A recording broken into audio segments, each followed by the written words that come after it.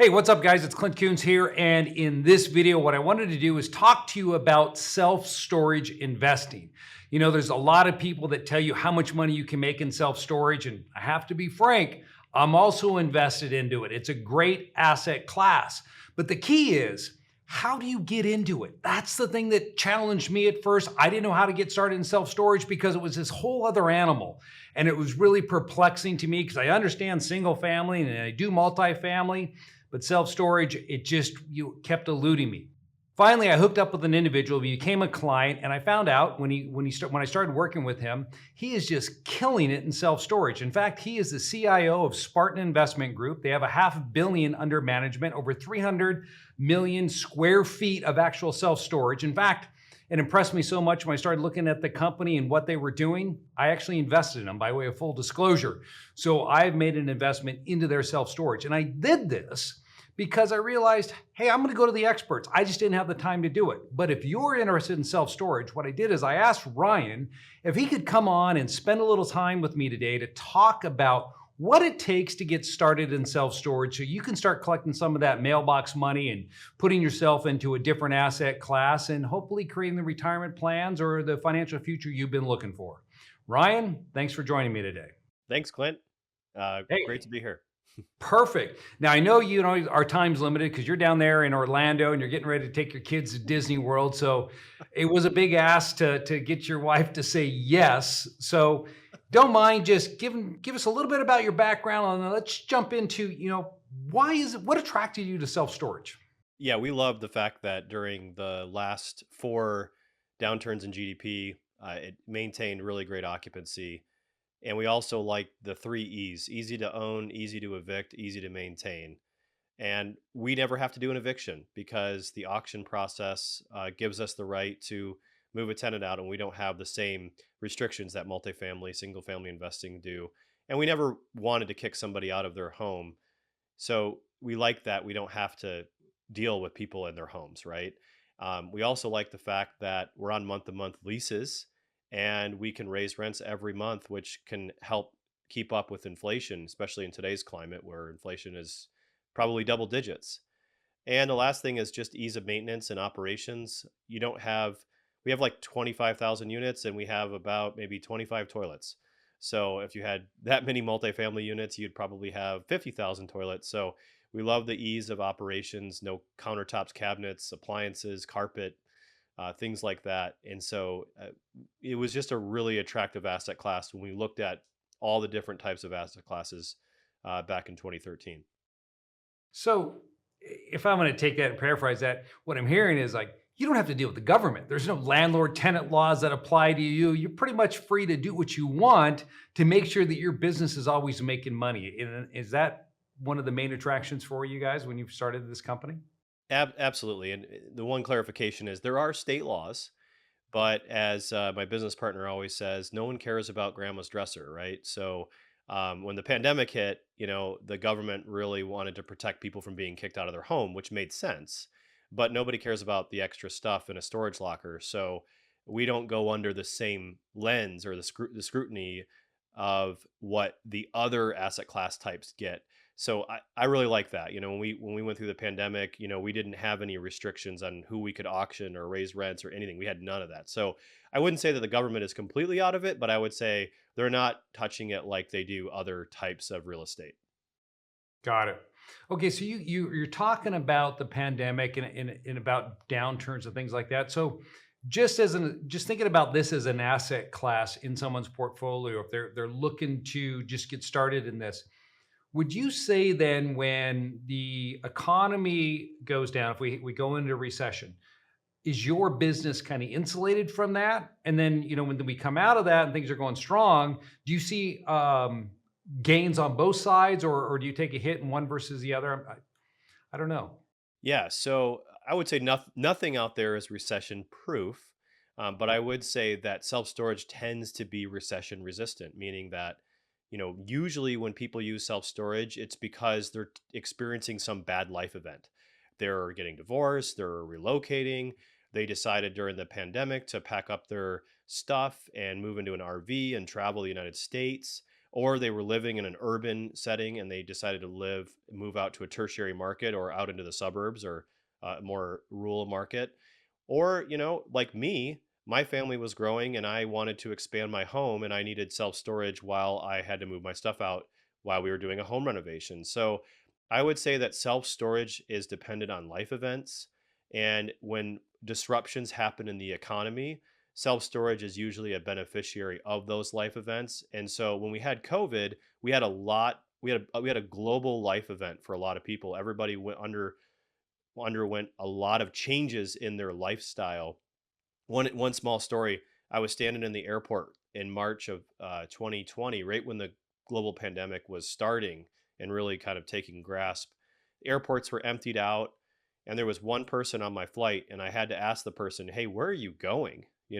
There's no one in the terminal. There's a 200 seat airplane, and you're the only one on it. I've got to ask you, like, what has making you travel right now? And she said, "Well, my grandmother just passed away and I'm going down to Florida to move her stuff into storage and then just kind of sort through what we're going to do." So, and it really stuck with me because it was like, no matter what is happening, you're going to have storage events. And I think what's great is everybody now, it's a convenience. It's on every street corner. There's actually more self storages than all fast food chains combined. And so people know that self storage exists and it's become commonplace in American society. So they know they can just go down the road to their local storage and use a locker and it can make space. And one last thing I wanted to really hammer on is what happened during the pandemic. Everybody started to work from home. Everybody was forced to stay at home, and now you have this house that you want to work out in, right? So you got the Pelotons, you've got the rowing machines, you've got the mirror, right? And so where are you going to put that? Well, you got to clear out a room. You got to make space for those types of things. You also might have to make way for an office at home, and with the rising costs of housing, guess what? You've got to make room for your stuff and you've also want to keep your rent lower. And so self storage is just a great convenience and a great option. So I would probably say from a downturn perspective, that's in recent time, that's what's really helped it. And then obviously during good times, people buy toys, people buy boats, people buy all kinds of stuff that they can't fit in their garage. The statistic in storage is that 66% of Americans that use a self storage also have a garage. So in good times and in bad, it's done pretty well. Wow. Okay, so why don't you tell us this? I'm curious because I haven't heard this before. Your story, your first deal. How'd you find it? How'd you acquire it? How did it turn out? Yeah, so we found our first deal off market. So I would say that off market is a big deal for us. The best projects we've had, we've found off market. And so just like residential, we would letter thousands and thousands and thousands of self storage owners and try to be unique in our approach, right? And so our first self storage, our first existing self storage was in Aspen. It was actually in Conifer, Colorado. I think we put it under contract in like 2016. We were actually under contract for over a year because of a zoning that we wanted to get approved before we actually purchased it.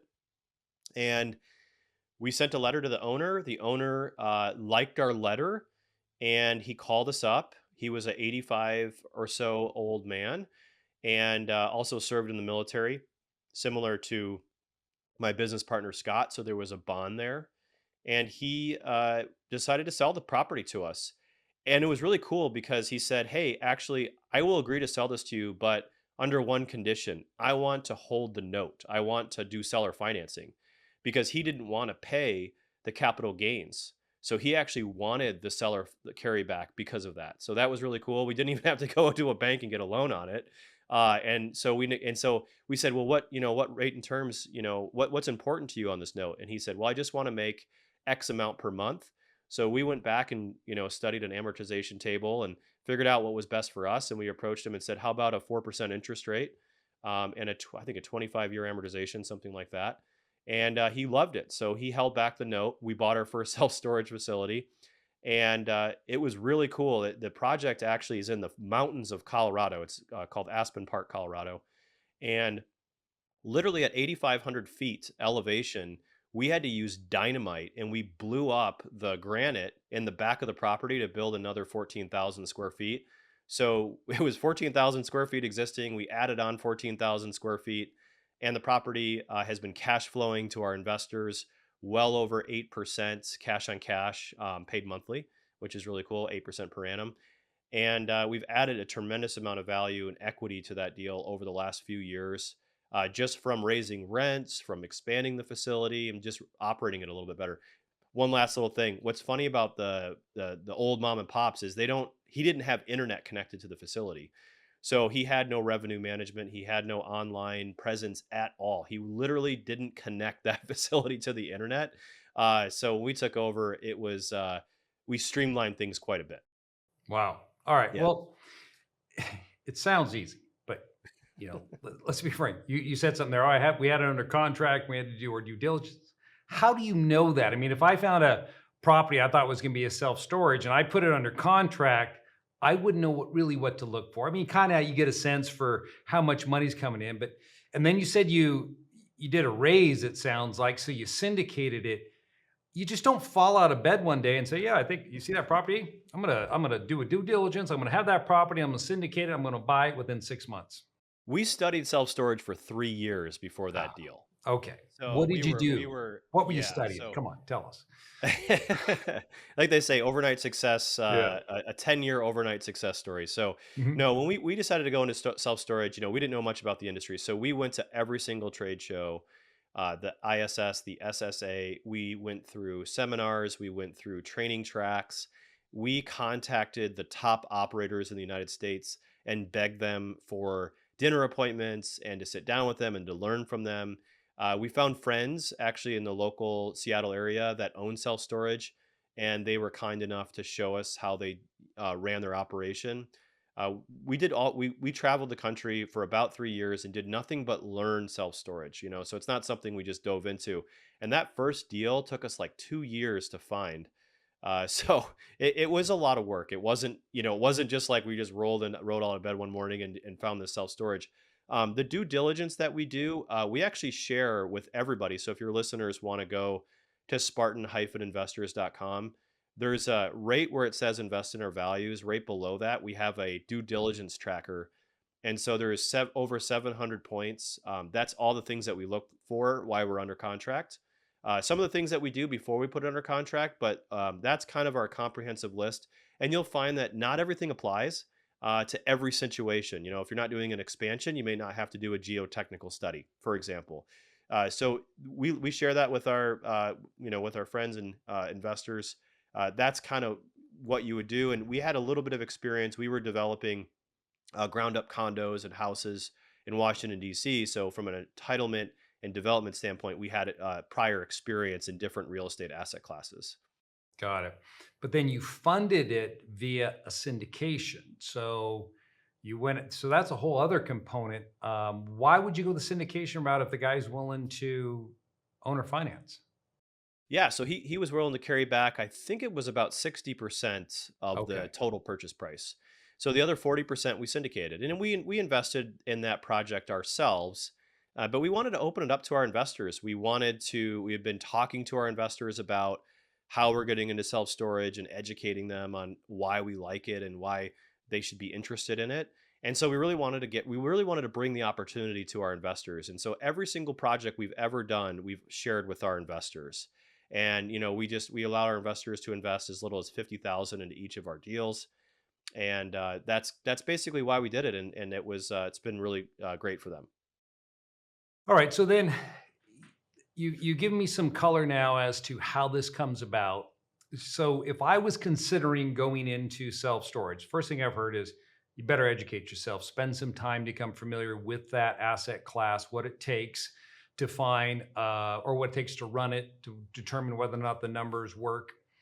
But the key, I think, also is years ago, you probably recall that warehouse that Toby and I, my partner Toby and I purchased, and we thought we would turn it into a self-storage facility. So, oh, this is great. We're going to make this self-storage. And you said, yeah, I don't know if I would do that if I were you.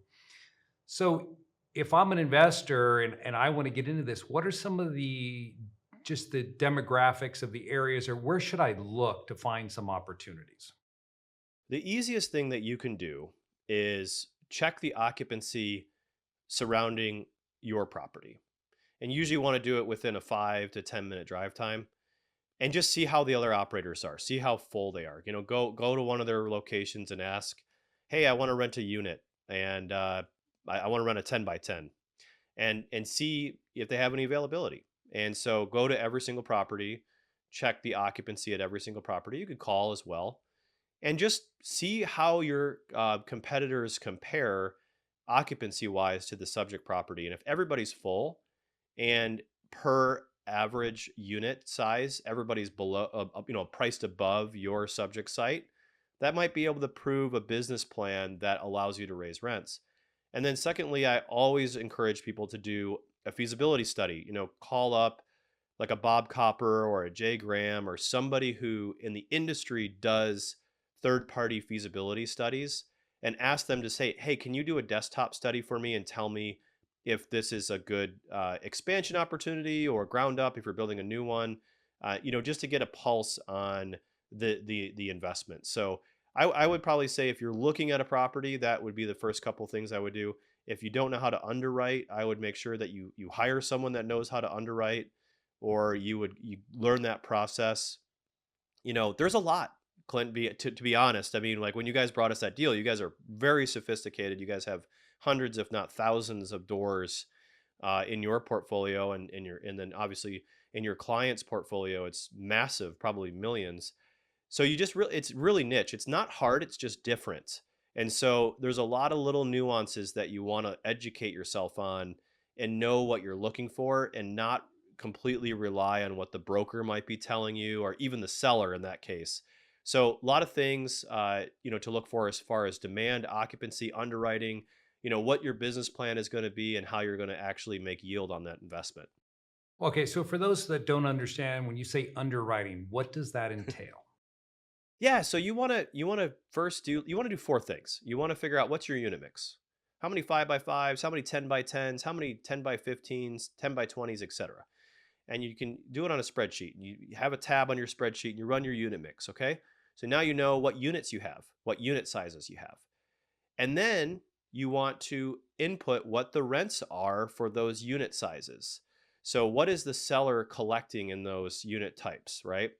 Then you want to go into your assumptions on revenue and expenses, and then get your property tax expenses down. Talk to an insurance agent, see what the new insurance is going to be for coverage, specifically one that specializes in self-storage. You don't want to just call any insurance broker. You want one that actually specializes in storage. So that's your revenue and expenses. And I always say the five things I look at revenue and expenses is how much revenue, what's your expense to income gross ratio. So if you're making $1, how much are you expending to make that dollar? So I want to see at least 40%, if not more. Otherwise, it's too light. I always look at the property taxes, because remember, when you buy that property, you're going to get reassessed at a higher rate. And Hmm. so your property taxes are going to increase when you buy it. So you have to account for that in your financial underwriting, your projections for how you're going to do your business plan. And then insurance, make sure you're well insured. And so you have your unit mix, and then you can say, okay, this is what the seller is currently collecting on average for each unit mix type. Then go to the market and say, okay, what's the average market getting on their unit mix type? And you might find that, hey, my seller is charging $100 on the average for a specific unit, and the market's charging $130 for that same unit. And those properties are in worse condition than the sellers. So you might look, and hey, everybody's full. That might give you an opportunity to raise rents, right? And then that might show you how you can make this opportunity run a little bit better. And of course, I'm assuming you're a better operator. You know how to do marketing, and you know how to answer the phone, and you know how to run a call center, and all the things that go into self storage. So that's what I would map out in your underwriting. What's your unit mix? What are your revenue assumptions? What are your expenses?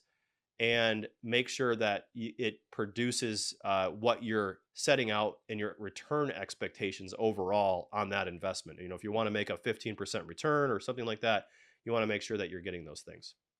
So are there operators out there that would, handle the management of the units? Or can you Oh, find people? absolutely. Okay.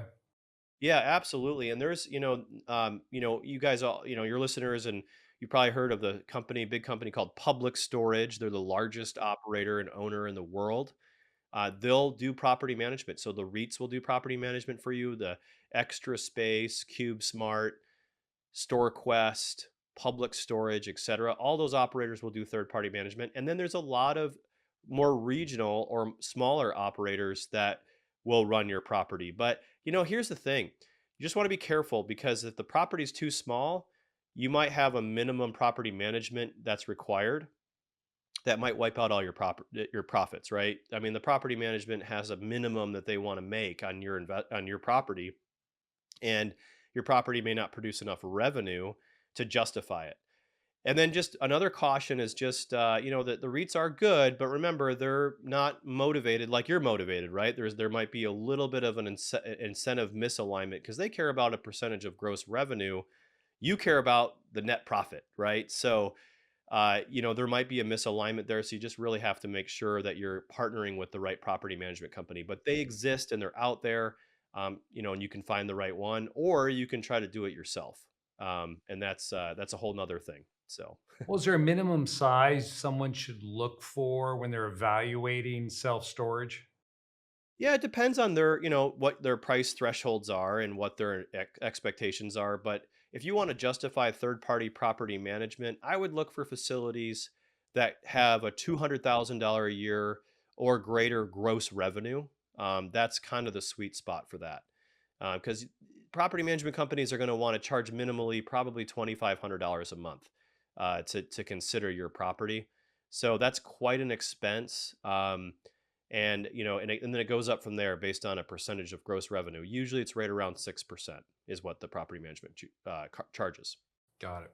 What are some things that you see it, you should absolutely avoid, turn around and walk and not do anything? I mean, I'm sure you come across stuff like that and you know by now, hey, not even going to bother with that property. We don't we kind of stay away from flood zones. But some people might not mind that. That's just our preference. We look at demand. I mean, income growth is and job growth, and our ability to raise revenue and have rent growth. That is the thing that is making investments successful. You want a rising market, a good market that produces that. If you're a mom and pop and you're thinking about buying one self storage and it's like 30 units, and you think you're just going to kind of put a revenue management system in place and hire a third party call center, that's going to erode most of your income. And then if you try to run it yourself, you're basically kind of buying yourself a job. So we avoid a smaller property. We want something that's 40,000 typically square feet or greater, or something that produces, again, at least 200,000, if not more, gross income. I think we're up to like 400,000 now is kind of our cutoff.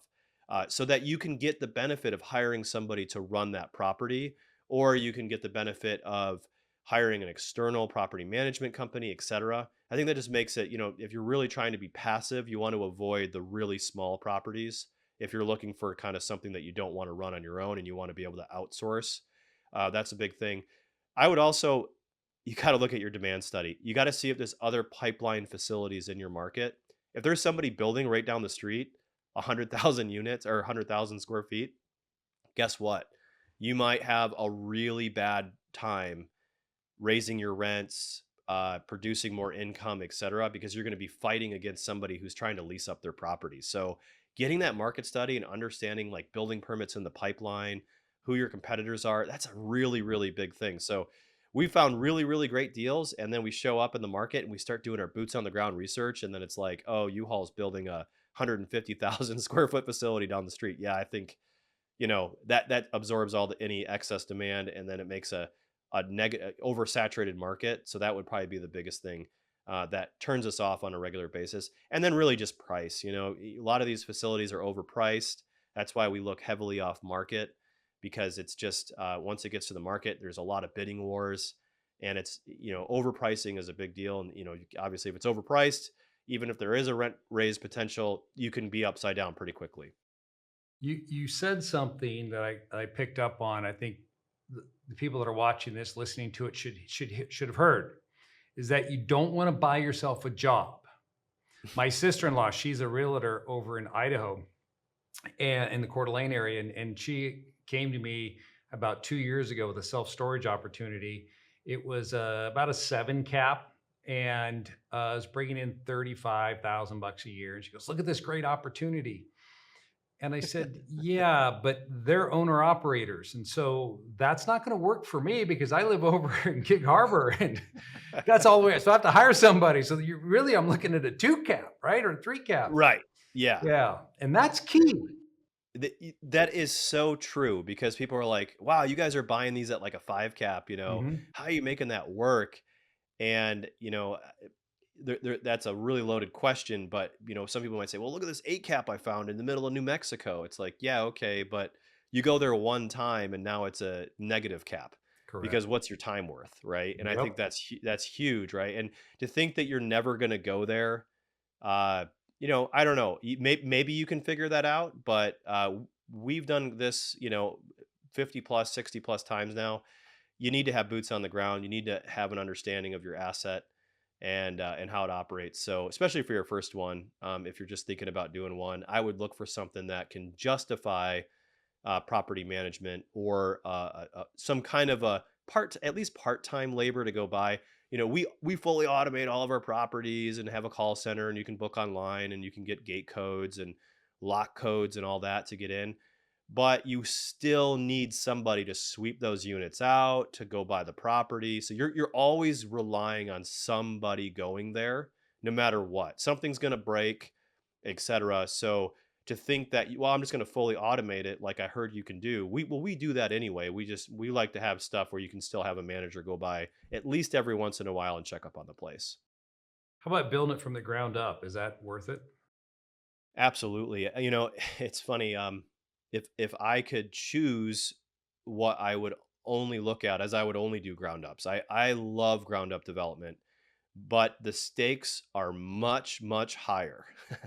um, yeah. So, if you do ground up development, I mean, there's a bigger payoff, could be a bigger payoff, but the stakes are much higher. There's a lot of risk in ground up development, and if you're not looking at it with a, sophistication of entitlement challenges, zoning, costs of permits, what the fire code is, and what you're going to be required to do for sprinklers, or just what the design review elements might be. You might be in for a pretty full time job trying to get your site approved.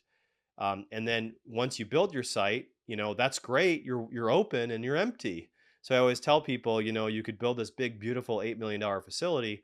Now you have a $8 million facility with no tenants in it. So you better have done your homework many, many years ago on market study and market demand, because you're staring down the barrel of a big loan with no revenue, right? Yeah. So yeah, so there's a lot of risk in it, but there's a big payoff if you can find a site that you can entitle and build at a great cost, and a market that's underserved. That could be a really great thing. It could be, we've made the most amount of equity in our portfolio from our ground ups, on it for pound, but it came with a lot of work. So just know that, you might want to go to ISS has a development track you can take. I would tour as many as you can. I would talk to people who built these before. The lending environment's more challenging, etc., on ground up development.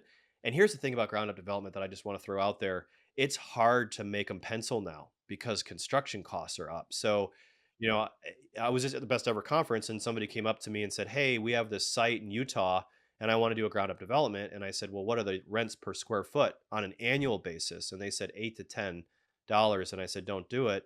We don't look at anything that isn't $15 a square foot per year or higher." It's hard because construction costs are up, and it's not based on a certain market. I mean, it's just more expensive for metal. It's harder to find labor and materials. So you've got to have, at least $15 annual rents. The only ground up construction we're doing right now is actually $25 rents. And that's just outside of Portland. So that's kind of my disclaimer on ground up, but I love ground up developments. They're great. Wow.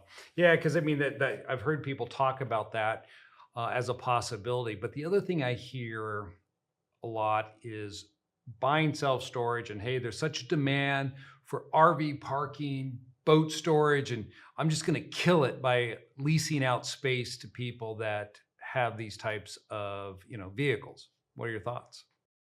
Yeah, so there is so much demand for RV and boat storage, and here's why. Land is too expensive to justify boat and RV storage. And, typically, and I'm making a generalization. There's definitely edge cases in certain markets where you can build a boat storage and make a killing, right? But generally, if you think about what's required for an RV stall or a boat stall, it's like 12 by 50 feet. If you have one of those big Class A RVs, you're really only going to collect in the best case scenario, maybe $300 a month. And that's a lot of square footage that you're absorbing on that property to collect $200 or $300 a month. If you think about it, a 10 by 10 in that same market could go for as much as $200 or $150 a month. So think about how many 10 by 10s you can put on a 12 by 50 space, right? So the rent per square foot is typically, and I'm using just really rough wags, is about half. So if you can build and there's demand for storage, it always makes more sense to build the storage and not do the RV parking. Now, having said that, we have thousands and thousands of boat and RV parking stalls in our portfolio. And the reason why they're there is because we can't justify building additional units there because the rents aren't high enough, right? So we have this excess land and it works out great. We can put RVs and boats there and it's just, ancillary revenue that we wouldn't have otherwise received and it costs us nothing to do it, right? So that's usually where it makes sense and not in from a standpoint of, I'm going to just build boat and RV storage. Your costs of the land are probably going to be really high and your cost to, build and grade, maybe put in canopies if you're going to do that, or it's really challenging to get that done. So you're going to have a tough time making it pencil, but you might make it pencil in some markets. Yeah. I mean, that just, we had that conversation a while back. Intuitively, I thought, well, you'd make a ton of money with all the boats and RVs out there. And then when you put it in that context, I realized, yeah, that's stupid. Just shut up, Clint. Leave it to the experts. Like I said, it could work. I'm not saying it wouldn't. Yeah, I don't want to make a broad statement about it, but generally, it's like if you can build storage, just build as much storage as possible. correct. So, yeah. Well, hey, man, I know you've got things to do down there. I appreciate you taking some time out of your family time to come on here. So your company, just so everyone knows, as I said, I've invested with Spartan on a few of their deals, and they're experts at what they do. They know it. I've been actually a little bit on the inside and seeing what's been going on. So if you're thinking about getting into self storage, but after listening to this, you're thinking, oh, I don't even want to do it on my own. I want to work with an operator that has a proven track record and has the knowledge on how to find these deals. You may want to reach out and contact them. And so I'm going to put your information in the show notes. Actually, I'm going to put down the stuff you were talking about, ISS and those other names you mentioned, how people can get a hold of them if they want to go in on their do-it-yourself. So it's all going to be there. But is there anything in particular you want to tell people right here to close it out about self-storage or about working with Spartan that you think they need to know? No, I would just say, check out our education. We put a lot of stuff out there on the internet for free. We talk about how we put deals together. We have our webinars on our YouTube channel. We have a learn page on our website. And we share, we don't have like a mastermind or anything. We just kind of share with the world what we do. And I think you can learn a lot from that. And you also learn a lot from being in our projects. When we first got into the space, our first storage deal, we invested with another operator and we learned a ton because we put our money in and now you're paying attention because you've got money on the line, right? So we really dug into the financials and we dug into how the operator did it. And so I think that, kind of investing in the space, whether it be passive or active, definitely passive kind of gives you that front row seat to the action without actually having to jump up on stage and, run around and fix things. So, ease into it. I would say, like I said, we spent a lot of time getting educated. And then we took action by investing in it with another operator. And then the rest is history. We really have grown quite a bit since then. So it's a great way to kind of get started in the space. One last question. It just came to mind. So let's assume that I found what I thought might be a really good deal off market. If I brought that to you, would there be a way where do you ever do that? You partner with someone that finds it? I realize I have to give up a lot to get that expertise, but to show me what needs to be done. Do you Yeah, guys even do absolutely. that anymore? Yeah, we wouldn't JV. We wouldn't JV per se. Just mostly from a the standpoint of, we do all the property management. We have our own construction company. We have our own asset managers. We have a team of over 100 people now. So we really don't need someone to kind of help us. But you would learn a lot. And I would say that, by selling a deal to us, or if you want to take an assignment for it, we would definitely do that. And if you wanted to maybe contribute some of that back into the deal, not required, but and be passive and learn about how we reposition the property, we would be more than happy to help the investor along the way. Really kind of learn how we put it together. And so the next time you can decide, oh, I'm going to flip it to Spartan, or maybe I'm going to try this one on my own. And I think you can learn a lot from that. Yeah, and that's what I really like about what you're all doing is you have the Anderson approach, which is just pull back the curtain, show everyone what it is that you're doing, create your own competitors if you want to look at it that way. But you're Sure. so good at what you do that it's hard for people to really copy where you're at this point in time. But there's plenty of room in the space. So Absolutely. Yeah. yeah. Well, again, thanks for being on. I appreciate it, and I hope you enjoy your time down there at Disney World. All right. Thanks, Clint. All Thanks right, for having. you bet.